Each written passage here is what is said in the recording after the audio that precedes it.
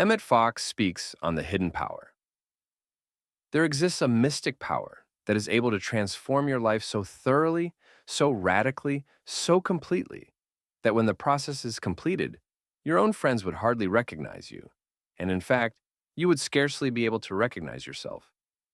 You would sit down and ask yourself, can I really be the man or woman that I vaguely remember, who went about under my name 6 months or 6 years ago? Was I really that person?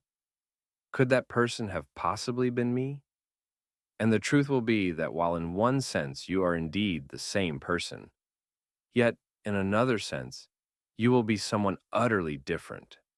This mystic but intensely real force can pick you up today, now, from the midst of failure, ruin, misery, despair, and in the twinkling of an eye, as Paul said, solve your problems, smooth out your difficulties, cut you free from any entanglements, and place you clear, safe, and happy upon the high road of freedom and opportunity.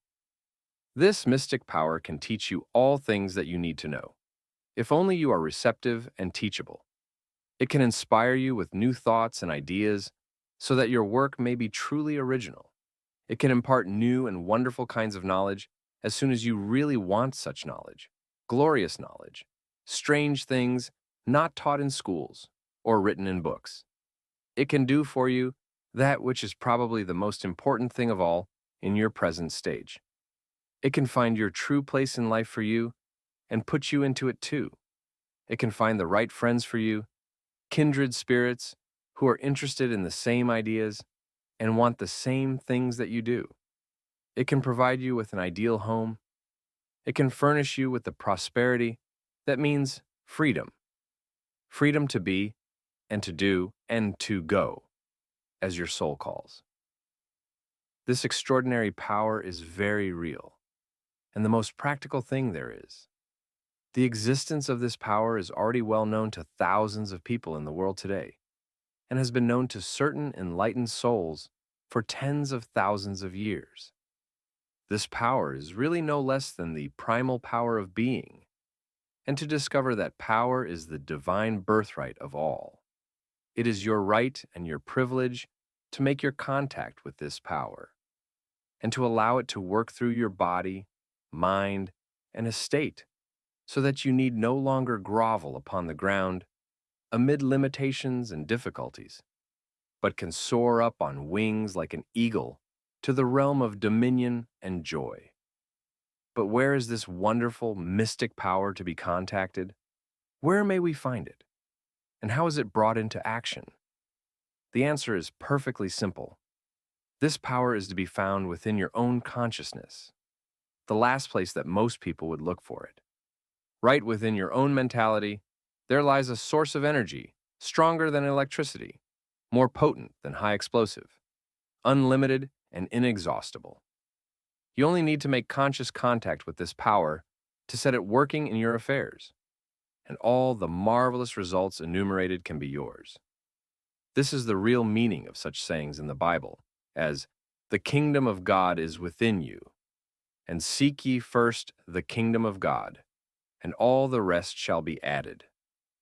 This indwelling power, the inner light, or spiritual idea, is spoken of in the Bible as a child, and throughout the scriptures, the child symbolically always stands for this. Bible symbolism has its own beautiful logic, and just as the soul is always spoken of as a woman, so this, the spiritual idea that is born to the soul, is described as a child. The conscious discovery by you that you have this power within you, and your determination to make use of it, is the birth of the child.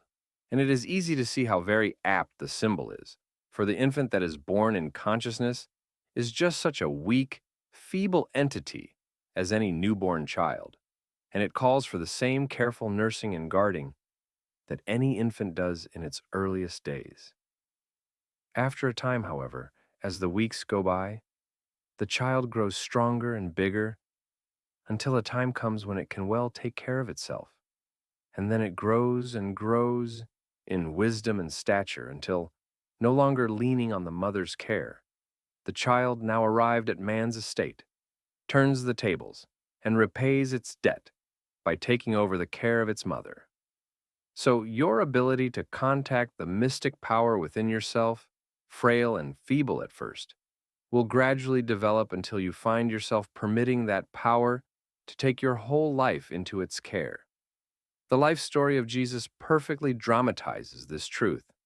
He is described as being born of a virgin and in a poor stable, and we know how he grew up to be the Savior of the world.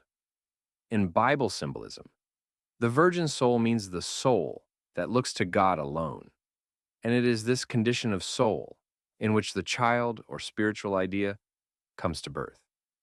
It is when we have reached that stage, the stage where, either through wisdom or because of suffering, we are prepared to put God really first, that the thing happens.